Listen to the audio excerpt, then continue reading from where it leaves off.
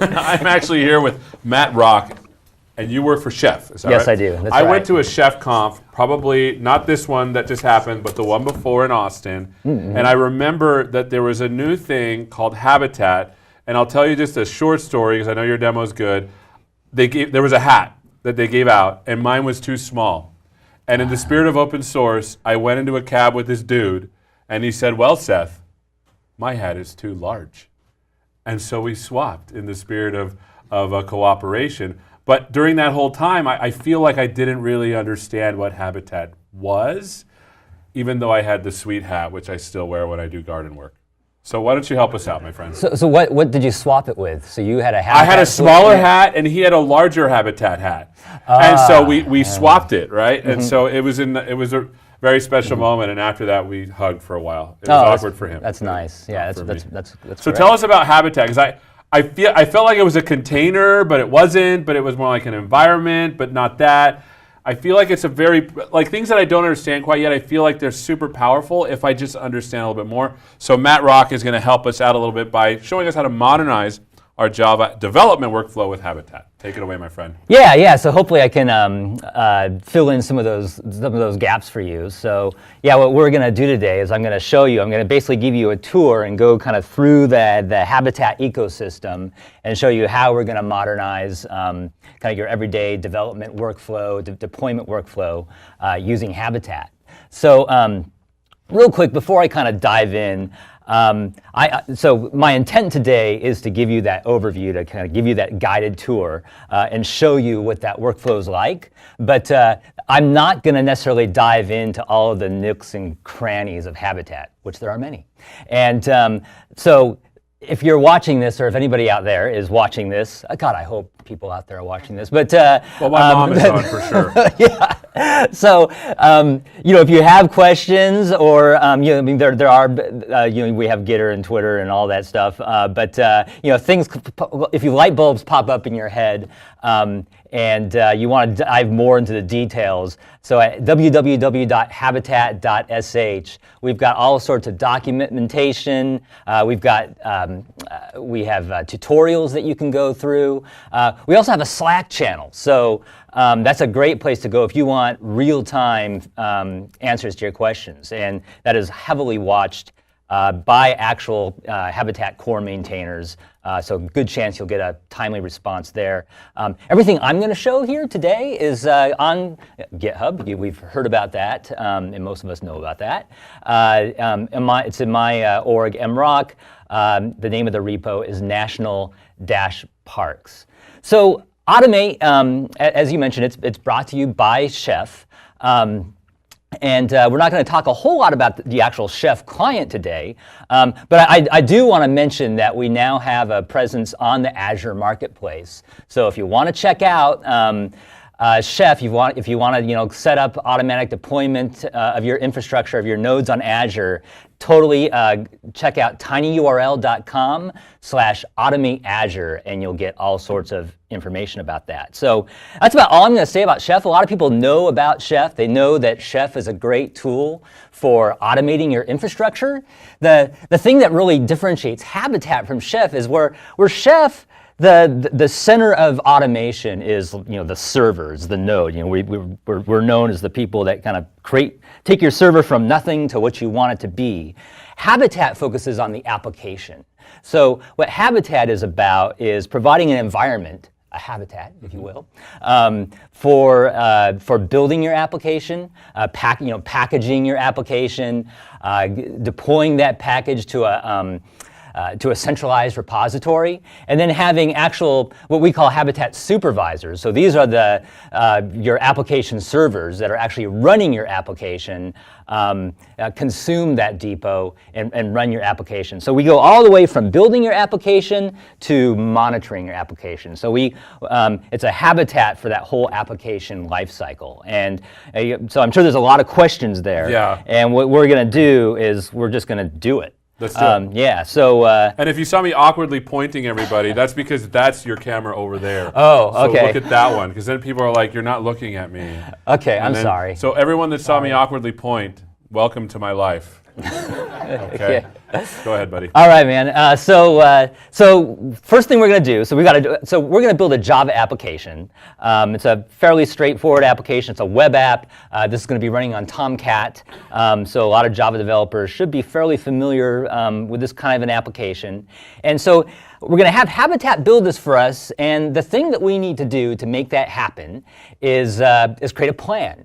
So a plan is going to tell Habitat about our application, and it's going to tell Habitat how to build our application. So our plan, as you can see here in my editor, is called plan.sh. It's going to be either plan.sh, as it is here if we're targeting Linux. It could be plan.ps1 if we were on Windows. It would be PowerShell. Right. But the fact of the matter is, a plan is shell script. So you don't have to learn another language. The chances are, if you're a developer, you know shell script. So you should be comfortable in this environment. And the plan has is usually comprised of two major sections. One is metadata, so the section at the top that basically it describes your application, and then the part at the bottom, which is essentially callbacks that you're going to implement to tell Habitat how to build your application. So if you look at some of these things at the top, we've got some basic stuff. So like name. Our application is called National-Parks. We're going to display all the national parks in the United States. Awesome. We have an origin, so you can think of this as a root of ownership. It's kind of like a GitHub organization. This is my personal origin, Wrock, but this may very well be your company name. Mm-hmm. We've got version, we've got dependencies. So this is a big part of Habitat, is managing your dependencies. So and what Habitat allows us to do is to split up our runtime dependencies from our build time dependencies. Because like a lot of us know, as developers, there's tools that we need to build our app, but then we'll never need those tools again. We're going to use Maven here to build our WAR file, but we're not going to need, there's no need for our application servers to pull down Maven. Our application servers will absolutely need Tomcat. Mm-hmm. So that's one of our runtime dependencies. And then we have bindings. So bindings is an important concept in Habitat. I'm not going to go into all the nuts and bolts of syntax around bindings, but suffice it to say, so bindings is how services can talk and connect to one another. This is a powerful concept in Habitat. So as I mentioned, in Habitat, we have supervisors that run your application. And so a supervisor is basically a process that starts up your application and runs on a server. It can run on a container, it can run on a VM, it can run on bare metal, it doesn't matter. But the fact of the matter is, today in our in distributed application land where we all live, I live there, I think. You live there? I write demoware, and I've been writing demoware for the last 7 years. It's really sad. So I'm really excited. The thing I'm liking about this, as you're asking this, is that this feels a lot more than containers. Containers is an output of a process. This is more a description of both a pre and a post process. Absolutely, and this is as we're going to see later in the demo, this is going to set us up really great for containers. So what I'm getting at with the binding is that in a distributed application, the application is not the application itself. If we were to just build this application, we would be very disappointed. I couldn't call it national parks because there would be no national parks. There would be no parks because we need a database. We need something. So we're going to need to bind to a database service. Furthermore, this application is going to take off like wildfire because, national parks. Yeah. But so I'm expecting a lot of traffic, and I can't just run this on one node. So I'm going to have a few nodes in Azure running this application. So I'm going to need a load balancer, another service. So we're going to be using HA proxy, and HA proxy is going to need to be able to bind to us to be able to load us into its configuration, so it can be my front endpoint to hit, and then it'll fan out to my application servers. So all that is going to work together in Habitat, and we'll see how that works. And that's what bindings provide. Bindings provide a way for supervisors to expose configuration data about the services that they're running so that those services can discover one another and connect and interact with one another. Got it. So now we'll skip down to the callbacks. Again, there's a variety of callbacks that you can implement. This is a fairly straightforward one. We're only implementing a few. But suffice it to say that this is going to tell Habitat how to build your application. Habitat is basically technology agnostic. So there, Habitat was written in Rust, but it can build any kind of application. But it doesn't know anything about Java. It doesn't know anything about Ruby, about Node, about C#. But we know about that. The developer of this application you certainly know how to build your own application. So this is your opportunity, an opportunity which I suggest you take, because otherwise not a whole lot's going to happen.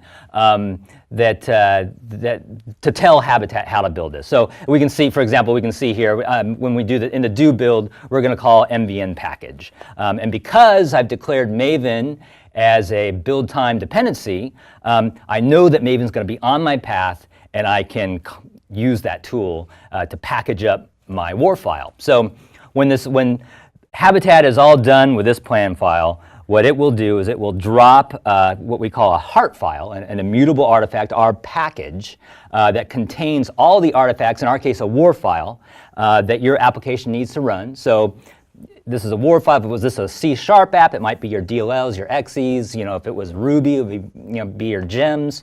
So all that, all those raw artifacts, plus the descriptive information. For example, it's going to have your dependencies and their dependencies, the exact versions that you built against, which is important because what that means is that when I build this application, so we trust that all of my dependencies are Habitat packages as well. And Habitat will allow us to basically dynamically link against all of those libraries inside of the Habitat environment. And so what that means is what we build with is what we run with, and that's super important. Well, it's also frustrating, right? Because how am I going to say it worked on my machine? Exactly. Yeah, that's the quintessential scenario right there that we try to. Yeah, I'm not going to be able to get out of it not working. Is that what you're saying, Matt? I hear you now, buddy. So let's actually do it. Let's build this application. So there's a couple ways that we could build the application. One way, what we're going to do today, is to build it actually locally. What we could do, so a couple weeks ago we launched a new service called Builder. It's basically a hosted build service where we can actually watch your GitHub repo. We can watch pushes coming into your GitHub repo. So as your application changes, we can actually build your application for you. We can take your application, package it up. We'll upload those packages to a depot where your supervisors can automatically consume those packages. So it fits great into your CI/CD solution. But what we're going to do is we're going to just build it right here, because this is what I'm trying to lead you through here is the developer workflow. And so we're developing this application version 6.2. So let's build this. And real quick, so a little word about this environment that I'm in over here. So this over here, this is what we call the Habitat Studio. And this is a special environment, so depending on what platform you're on, so I'm on Windows, but it'd be the same if you were on a Mac. When you enter a studio, we basically spin up a Docker container that includes in it a very small Linux distro, very minimal, that has a running Habitat supervisor and Habitat build system. So this is where I can test building my application and then I'll be able to actually test running the application.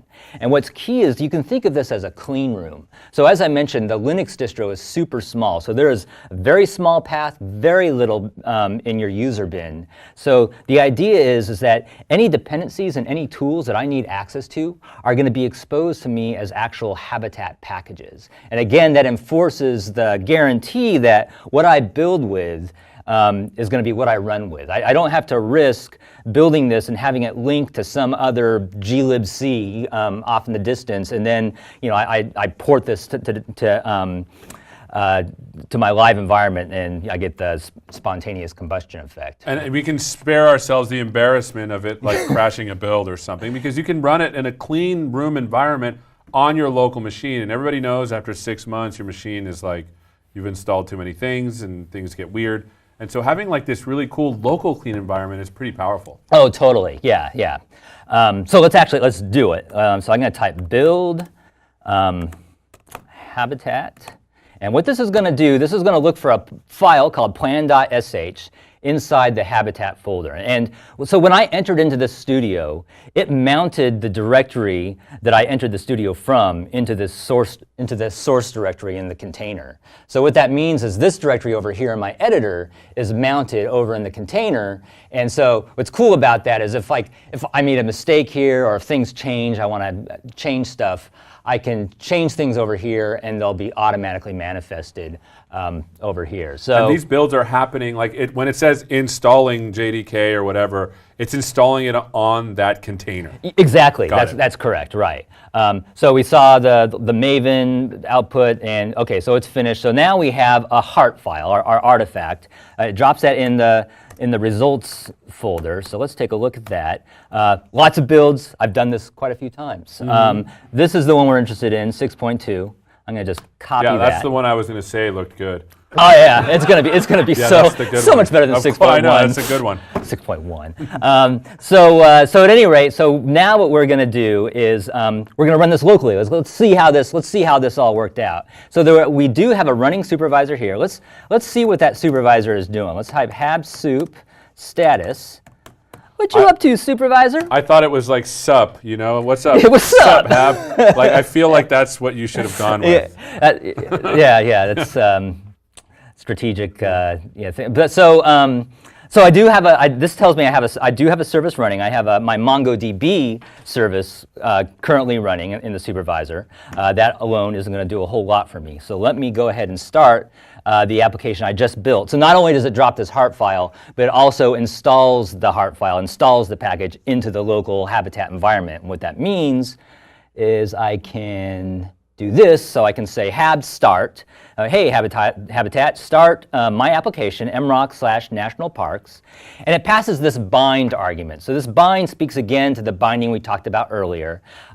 It's going to say, we're saying, hey, that database binding we talked about in our plan that is expecting to have a port property exposed to it. Well, you can find this right here is saying, well, you can find something that fulfills that contract in this service, this np-mongodb service, which is the service that's running. So I'm going to hit enter, and I don't get a whole lot back. It basically says, thank you very much, supervisor started your application. If I wanted to see more, I can type soup-log, which is essentially going to follow the tail of the supervisor log. Sup log? Yeah, that's right. And so I see some Java-y, Tomcat-y stuff. I know things are happening, but let's absolutely make sure things are happening. So this is the glory that is the National Parks application. This isn't running on Azure, actually. So this is my HA proxy endpoint. So let's change this to localhost and see if 6.2 comes up. Just to keep us honest. That's right. And there we go. So 6.2, I have national parks, which is great. So the system works. So that's the develop workflow. So now let's say, hey, my development workflow looks great on my machine. Let's push this off to Azure. So here is my Azure portal, but the VMs that I have in Azure. I've got 3 application servers. So these 3 servers have 1, 2, and 3 are running Tomcat. Those are good names. I thought so. Yeah, thanks. HabMongo, that is running a supervisor that's hosting my database. And HabHA is another supervisor, another VM with a supervisor running HA proxy that's load balancing Hab 1, 2, and 3. So port 8080, which is what Tomcat runs on, is not exposed. I can't hit that on 1, 2, and 3, but I can hit that here on my HA proxy, which is load balancing these guys. So if I go over here, let's go back, and I'm going to refresh just to make sure it really is running 6.1. So this is old 6.1. This the good one. No. We decided. So what we want to do is we want to. I have Hab 1, 2, and 3 specially configured with what we call an update strategy. And that update strategy is called rolling. And what that means is these 3 nodes, these Hab 1, 2, and 3, have elected amongst themselves what we call an update leader.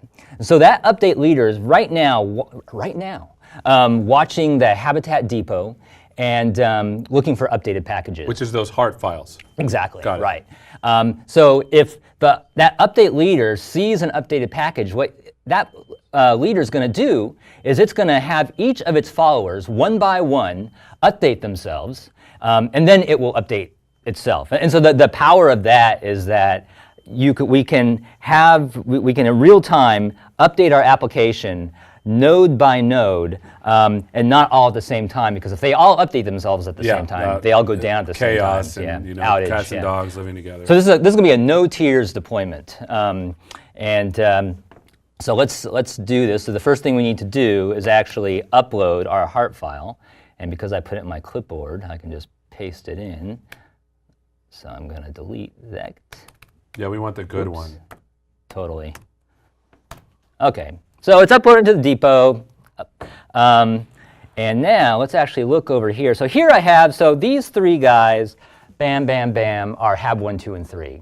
And so they're actually watching the depot once a minute. So really it's going to depend on So should we just like awkwardly stare at ech other for a minute? Right. I think that'd make for good television.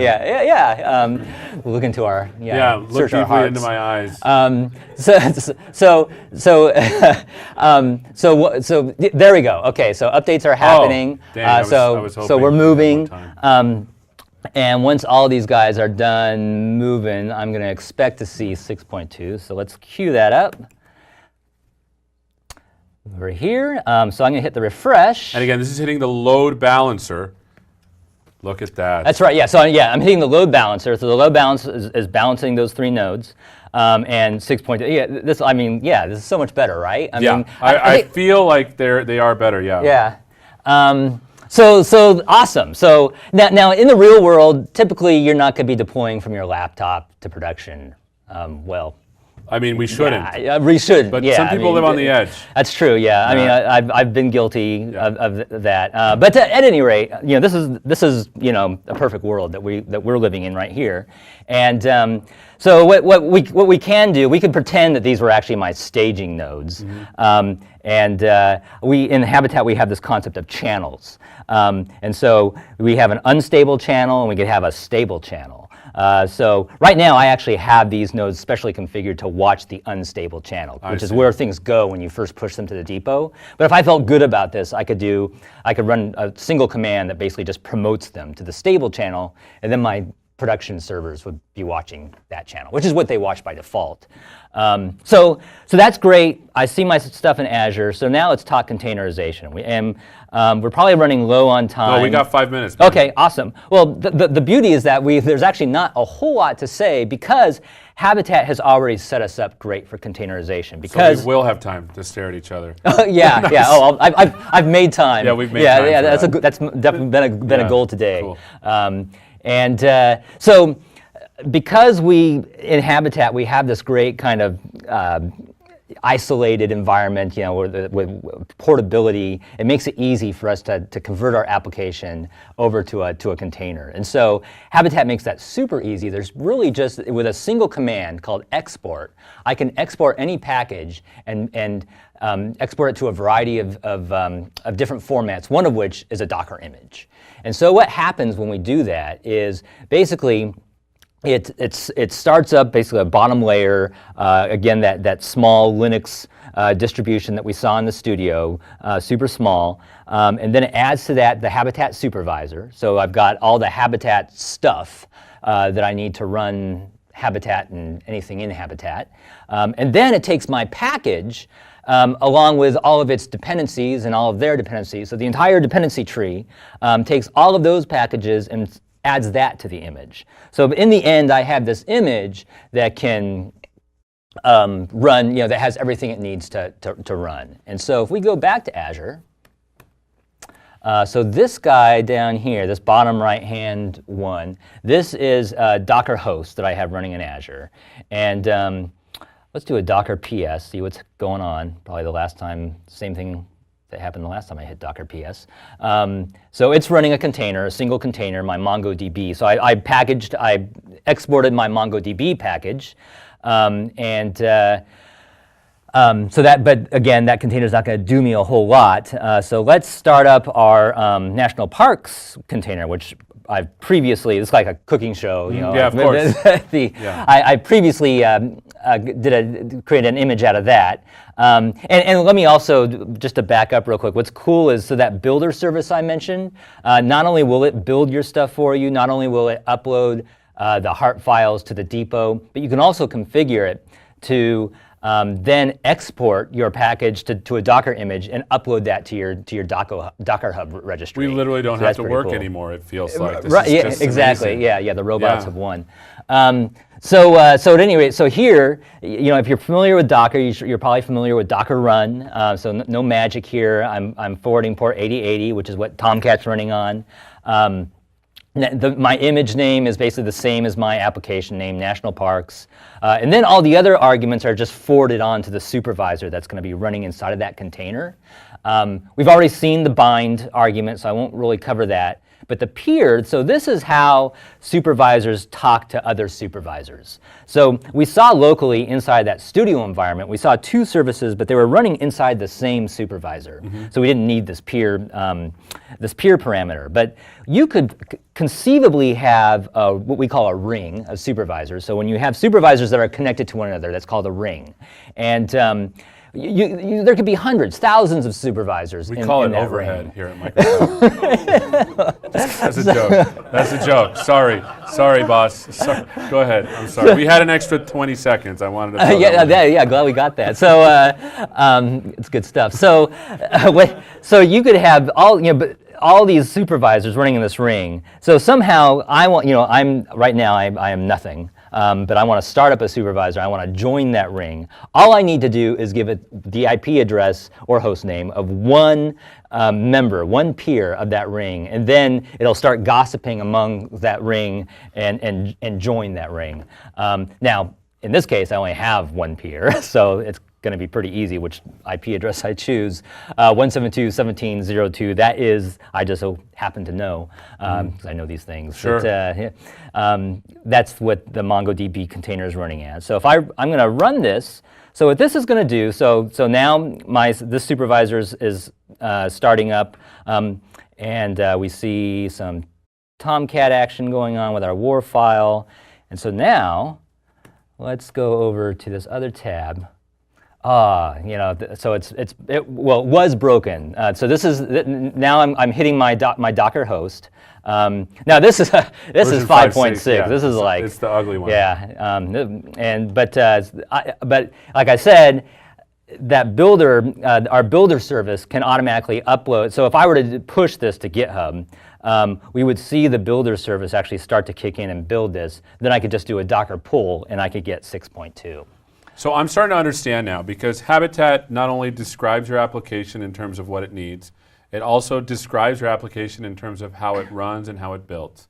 Aside from that, the output of that is this heart file, which I'm assuming is a Habitat runtime file, that tells you all about not only what you're running, but how you're running it.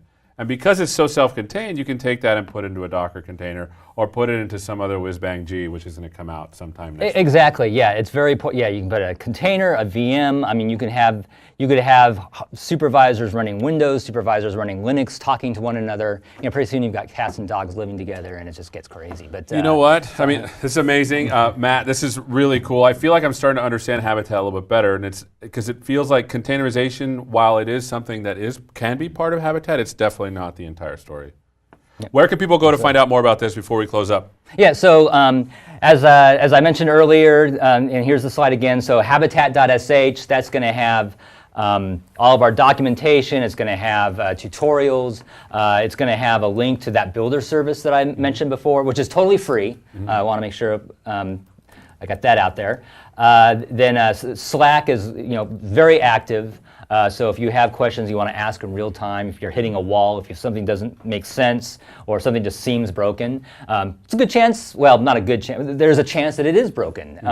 And there are people standing by that that can fix it. So it wouldn't be the first time that somebody's reported a bug there, but we can get stuff fixed very quickly. But more importantly, we can communicate concepts and get you on the right track. And that's the place to go. Well, thanks so much, Matt. This has been very instructive. We've been learning about Habitat, how to modernize your workflow. We had a Java app, but as you can see, this is agnostic to types of applications, even absolutely. dependency, even everything. Thanks so much for spending some time with us. A pleasure. We're going to give you a little bit of a hand, and we're going to toss it over to Ashley. Thanks so much.